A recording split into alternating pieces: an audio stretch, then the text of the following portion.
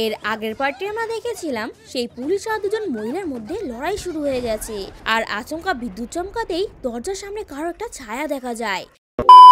এই ছায়াটি আসলে একজন ভয়ানক দেখতে ডাইনির ছিল, যে কিনা সেই কুয়ো থেকেই উঠে এসেছিল।